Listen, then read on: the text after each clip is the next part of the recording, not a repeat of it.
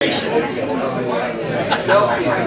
We are famous. People are making selfies in our brands. We are becoming famous. Look at this. These are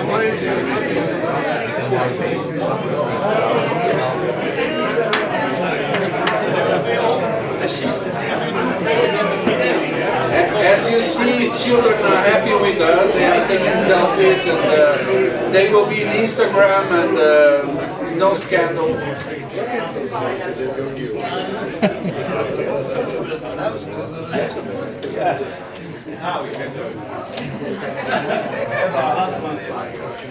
I think they never met before. Sorry. Okay, let's resume it.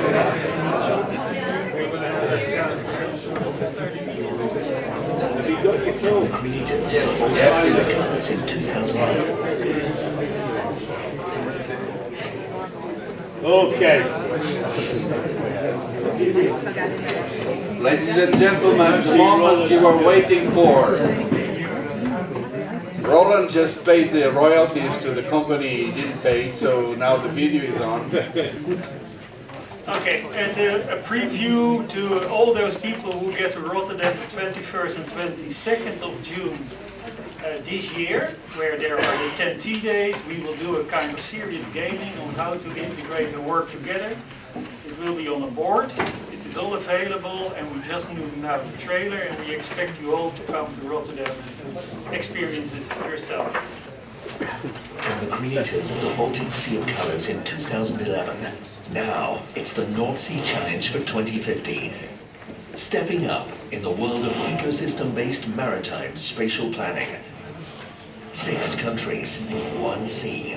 Small choices, big impacts. 6 countries have to coordinate and balance interests or face the consequences. Maritime Spatial Planning Challenge 2050. Join the game. Computers. Maps. Planners. Yeah. Maritime Spatial Planning Challenge 2050 is a multiplayer game with multi-dimensional visualizations and direct feedback from the scientific model EcoPath. Join in this game of strategy and team play. Improve your understanding of maritime spatial planning. Will the sea remain a resource? A treasure? Or will it be lost and dead forever? Now, it's up to you. Maritime Spatial Planning Challenge 2050. Coming soon to a sea near you.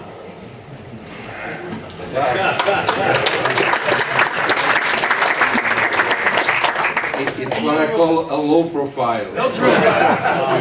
So, you join us in the casino in Rotterdam. We'll have serious gaming there. So that'll be the 10T in Rotterdam. So we'll have some, we'll play some games, some strategy games. And now, Patrick Envoy from the Conference of Peripheral Maritime Regions in Europe, he will give us. Thank you very much. Thank you. Thank you, José. It's difficult to talk of hard issues after this presentation of maritime spatial planning. We are also, as an organization, committed in the maritime spatial planning, but it's not my issue today. So I am Patrick Envoy. I am the director in charge of transport in an organization, European organization, which is called the CPMR, Conference of Peripheral Maritime Regions, and with this presentation I will try to propose you to enter further in another dimension of motorways of the sea, which we call the territorial dimension. So who we are? We are maritime regions, maritime regional authorities, which are peripheral and maritime, both, or either one, either the other. At the beginning, we were peripheral and maritime, and more with the time, over the time, we gathered a majority of maritime regions being more or less peripheral, but all wish to improve their accessibility by sea, and therefore we support the motorways of the sea from the beginning. The beginning was 2001 with Loyola de Palacio introducing this concept in the white paper on transport, and lately in 2006, and this is a quote you have on the screen, we suggested to Commissioner Barrot to mandate to commission, to appoint one sea motorway coordinator for each sea basin. He didn't entirely follow up our proposals, but he mandated one coordinator for Europe, and we are happy about that, and we are happy now to have Brian Simpson doing the job. We support motorways of the sea. Why do we support them? Because they are a part of TEN-T, as you know, and one of the TEN-T objectives is to improve accessibility, which is a priority for our regions. This is a key word in our lobbying in the field of transport. And you have on the left, you have two legal bases in front of you. On the left, you have the treaty, the European Treaty, and the article which defines the TEN-T. And on the right, you have the 2013 TEN-T guidelines, which, as you will see in red, give as an objective, as it has already been reminded by Brian Simpson this morning, to include remote, outermost, insular, peripheral, and regions in the field of this EU instrument. So we support the motorways of the sea under territorial conditions. And the question we asked to our regions recently in autumn through in-depth inquiry was how can the motorways of the sea be adapted to your or specific regional characteristics? And here are the conclusions of this internal consultation. Our regions consider that the level of funding should be different depending on the location of the motorways of the sea. They also consider that because of the specific nature of their traffic, which is imbalanced and of low volume, islands should be granted a preferential rate. They also consider that a connection between two parts of the comprehensive TEN-T network should become eligible. It is not the case at the moment, unless we have a sort of wide interpretation of the Article 21, which may probably offer some possibilities. And also a connection between an EU port and a third country port should become eligible. We know that there is some kind of eligibility possible between two ports of the EU and one port of the third country, and the region would like to widen this specification. And at least the EU aids for startup, which were removed in 2013, as you know, should be maybe reintroduced in a smart way, if of course they do not create unfair competition, and if they help to improve accessibility and territorial cohesion. Now coming to one particular strand of our membership, which are the islands. So islands are present, island regions, insular regions are present in our membership very strongly. Some of them provided a series of ideas on how to improve the EU instruments, or to adapt EU instruments to help them to be more accessible. So just a few examples, a few testimonies. Bornholm calls the Commission to work on road equivalent tariff for ferry transport, like in the Scottish Islands. Canarias asks for grants to start up maritime routes with third country ports to foster the external dimension of European maritime transport. In Scotland, Orkney and the Western Islands ask for the financing of investment and study into hub facilities for transshipment and clean fuel bunkering. Well, there are a series of ideas, a series of proposals which have been put forward by our regions during this, following this inquiry. And these ideas will be debated in a specific event in the Balearic Islands on the 17th of October on the accessibility and transport for the islands.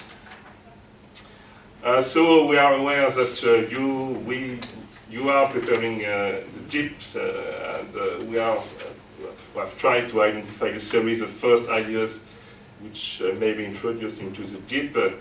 Why not promote the accessibility, promote accessibility as a key performance indicator, as famous KPI, accessibility as such, but also in particular, I would say, in terms of quality of the linkage with the 10G terrestrial network. So this is one first idea. We also consider that it would be interesting, but maybe it's already a plan of the Commission, but to carry out an in-depth assessment of the results of the first Connecting Euro Facility MoS calls, so to try and identify thematic and geographical potential disbalances to be corrected in the next calls. We also have ideas regarding the service dimension of the MoS. As someone said this morning, maybe the infrastructure has been somewhat prioritized in the previous semesters or so. So the CPMR suggests that the European Commission could make use of the Article 32 of the 10T guidelines regarding sustainable freight transport services to experiment a series of ideas on the service dimension to the service of the MoS. Under this Article 32, in the first call at least, no maritime project had been selected, so we hope that this discrepancy could be rectified. We have some ideas also about, of course, implementation of the MoS. We are quite happy with Article 21 of the 20s, but we have some questions regarding its current implementation and how it should maybe evolve after the publication of the DIP. On all these ideas, we have the opportunity, with thanks to Brian Simpson, to have a discussion between the regions and Brian on next Thursday in Brussels to provide ideas coming from the main European sea basins. So we will have people from the Baltic, from the North Sea, from the Atlantic, from the Mediterranean, and from the Atlantic, so discussing with Brian Simpson on a series of priorities. This is a slide, of course, of DG Move. In the current implementation, there is a list of ineligible actions. So I don't comment the four last ones which are fair. But for example, we consider that if we want to improve territorial cohesion and to withdraw trucks for roads, it's very useful to prepare, to do feasibility or market studies. If you don't do that, you may waste money in launching services which at the end are not profitable. So we think that for public authorities like regions or cities, it's important to keep maybe this possibility to study in advance possible motorways of the sea. In particular in places and in areas where the market alone is not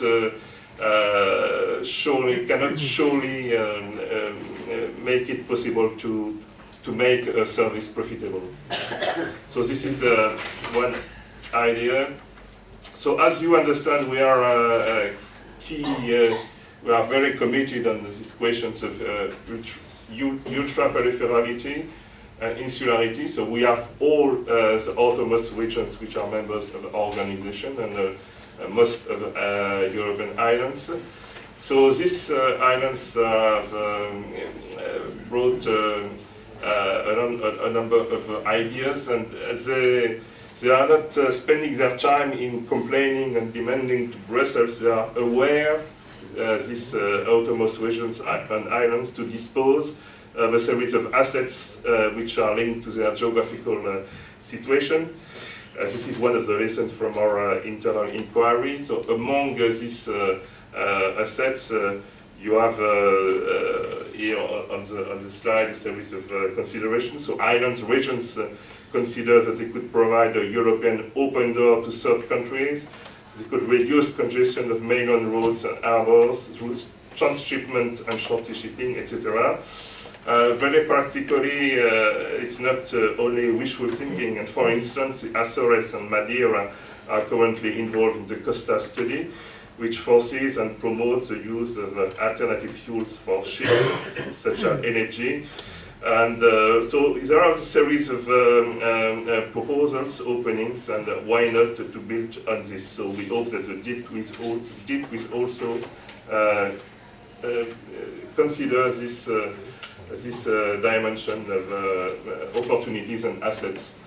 Thank you very much for this, for your kind attention. All these ideas are summarized in a technical paper, which of course is available, and we are very open to receive any further ideas on this kind of issues linked to territorial dimension and territorial cohesion. Thank you very much for your time.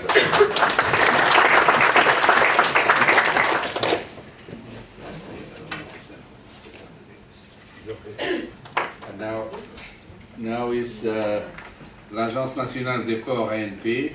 So our first invited guest from a third country, from Morocco, and this is Mr. Tariq Mahoni, and he's from the National Port Agency, as I just said, in a foreign language that is known as French. Thank you very much. So Tariq. Good evening. I hope everything is still awakening, because my name is Tariq Mahoni, and I'm working at the Agence nationale des ports as CIO, and I'm very pleased today to participate to this interesting event as a representative of a neighboring country.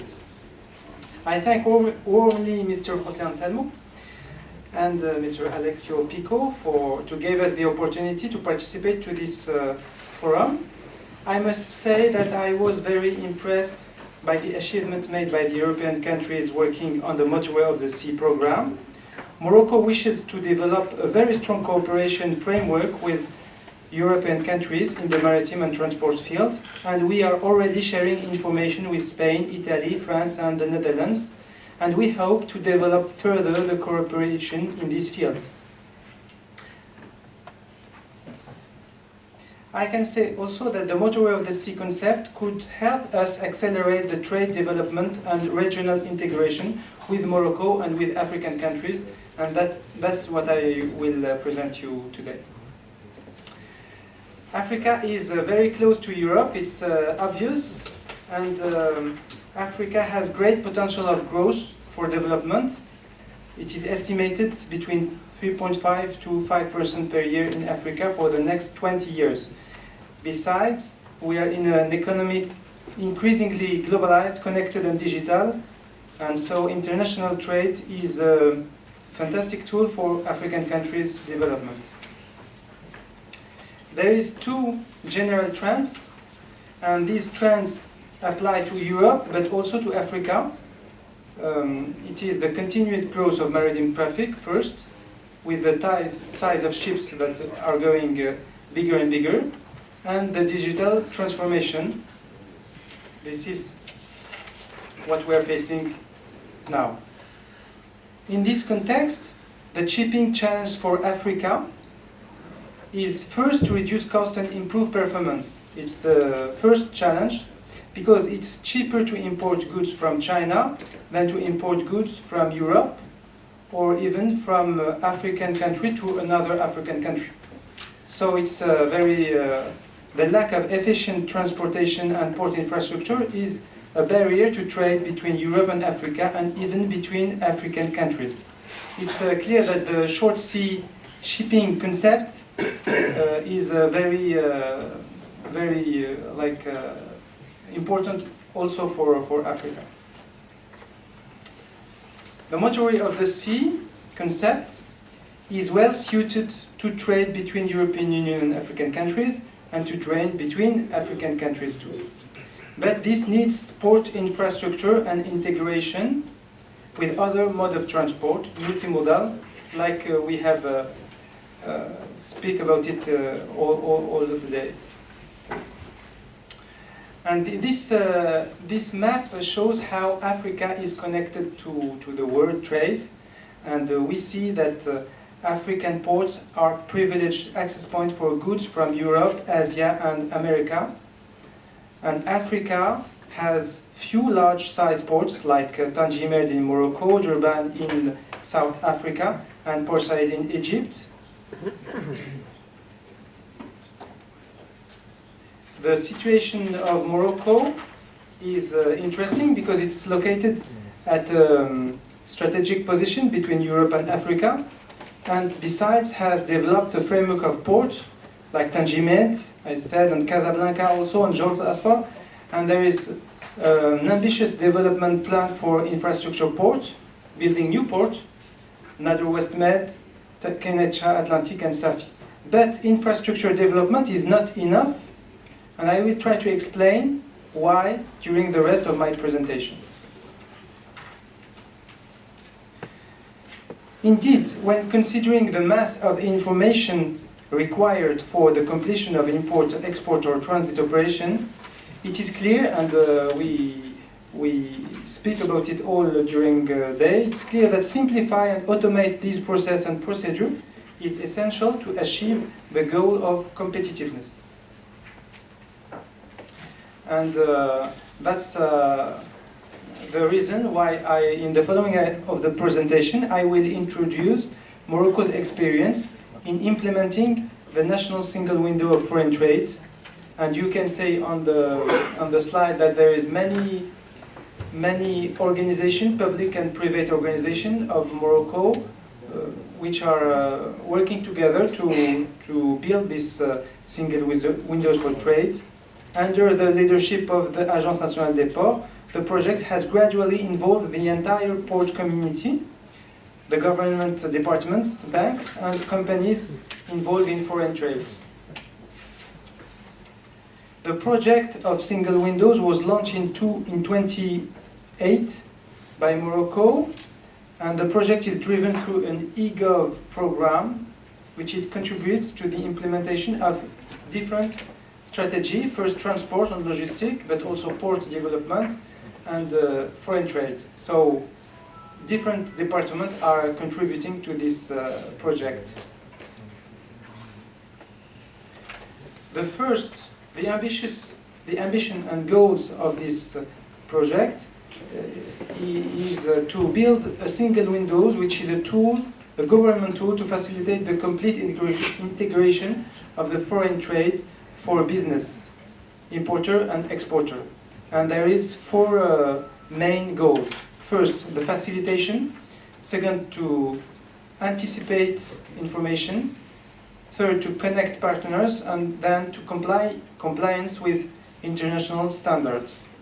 And we will see next how each of these goals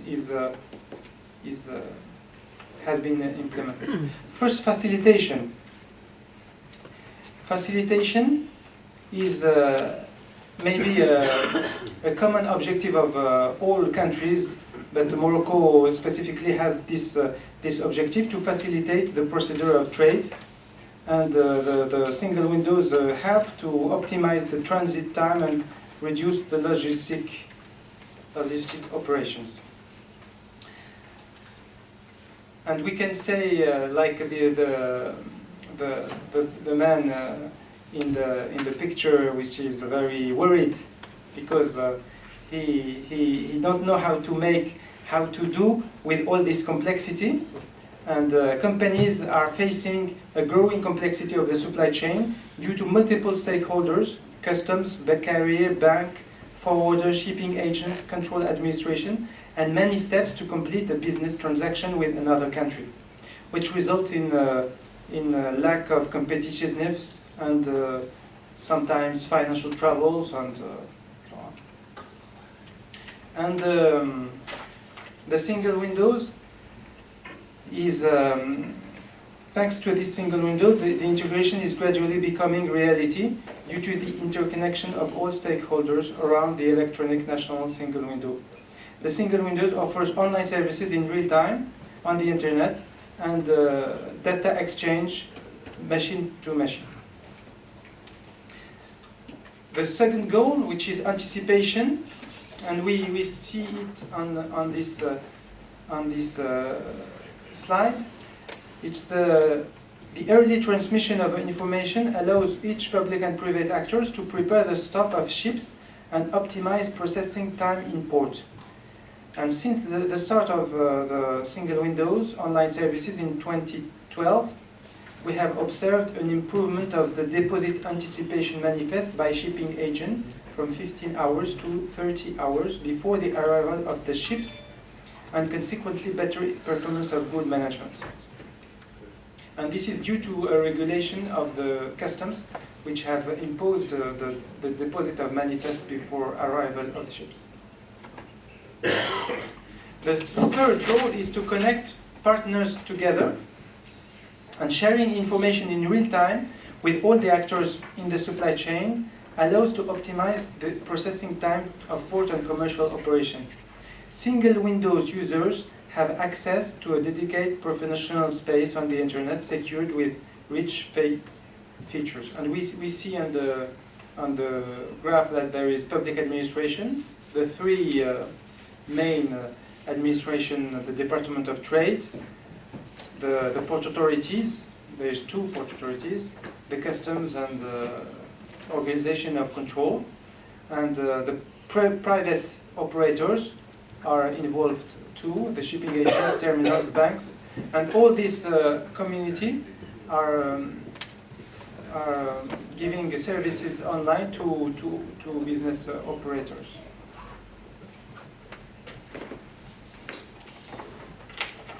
And we see in this graph that the business importer or exporter is in the center of the dispositif, and the single window put the client company in the heart of its development strategy to meet its needs and challenges.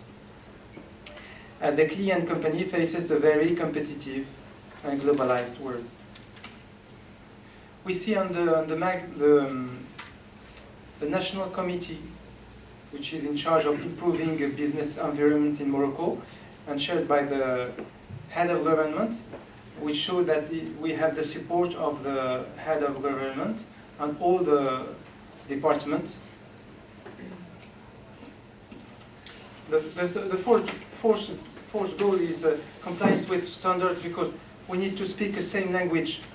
And this is the only way to speak a same language, to have standards at the international level.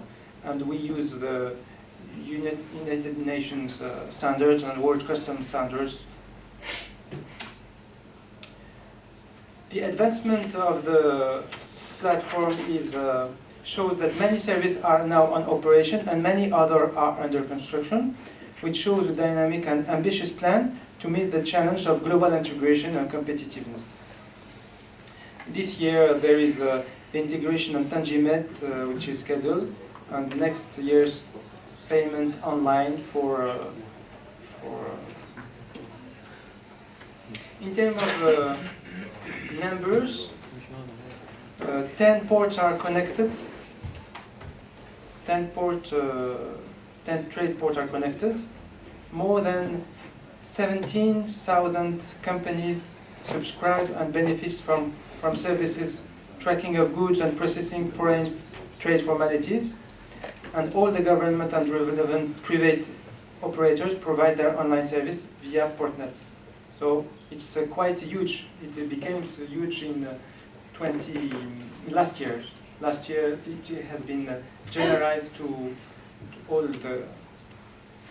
The average dwell time in the port of Casablanca has decreased from 10 days to 6 days, thanks to the continuous improvement process conducted by the port community in the light of the indicators. Very important indicators, because they help each actors to improve its processes.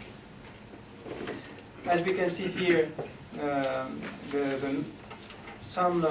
some indicators.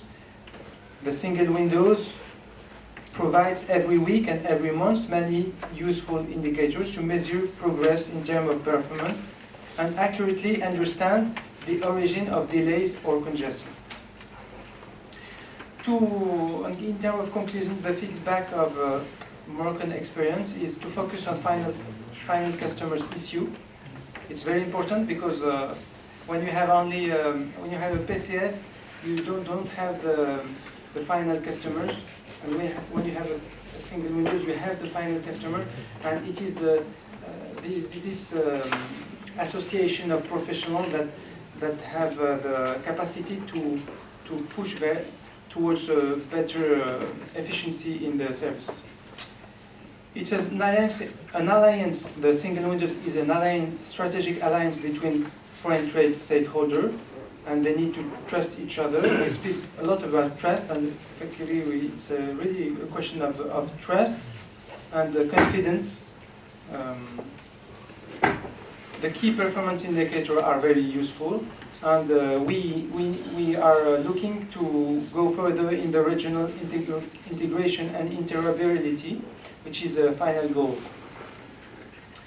The next step of the project is first to try to connect with other single Windows countries, especially with Africa and Europe, because we know that this is a way to improve security, safety, and environment protection using structured exchange of information. Under standards, we have standards like the European Union, and we have, but we need to have a cooperation at high level and to discuss on that subject. Promoting trusted economic operator label and fast clearance. That is another point very important, because when we see the way the control of goods are done in Morocco, for example, it's like it's the same way they control this operator and this one, but certain operators can be trusted and can be less controlled, and others needs maybe more control. It depends on the rules. And second, innovation and research with partner countries who are interested to participate, and to achieve paperless international trade goals. And at the end, I would like to say that Morocco is organizing on the 5th of September, 3 days, an international conference for single Windows for foreign trade, and we are very happy to organize this conference and to have some countries from Europe which can give us their experience and help us to improve our process. And it is some slide from banks who have supported the project, like a bank which is Société Générale, and they made the promotion of the Société Générale, Crédit du Maroc, la Banque Populaire, ça c'est la BMCE, No More Paperwork, simplified. And Tijari Wafa Bank, the first bank of Morocco, and BNP Paribas, la filiale de BNP Paribas. Thank you very much.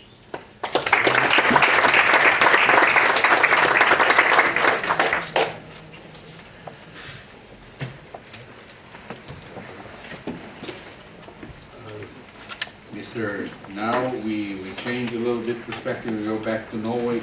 Arne Langseth will be presenting to us his view.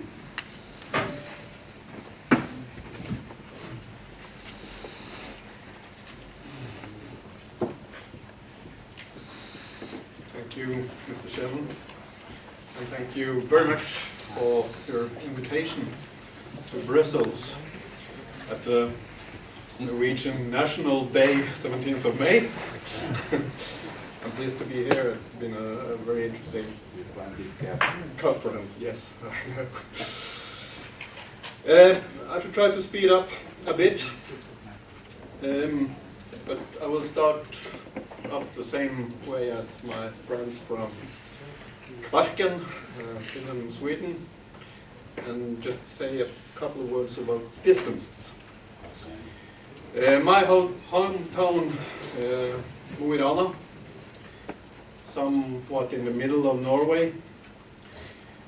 From us to the nearest major city in south, Trondheim, is exactly the same distance as it is to Umeå and Kvarken.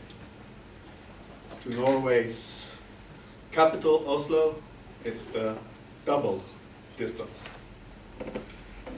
Norway, in fact, means the name Norway, the way north. And you saw this map earlier today. I would just start out. Europe is one of the major world trading partners, and most of it trade exchange is carried by maritime transport. More than 80% of the world trade is carried by sea. Northern sea route, known as the shortest sea route between Northern Europe and Asia. Economically, growth in the Arctic is an opportunity for the Baltic and the North Sea region. My friends from Kvarken said something about that earlier today. But this is a growing area. This is not only about the transport at the Northern Sea route. This is also about the development in the north areas in the Arctic. EU has just launched a new policy for the Arctic. I think a little bit of what we are suggesting will meet some of the goals, some of the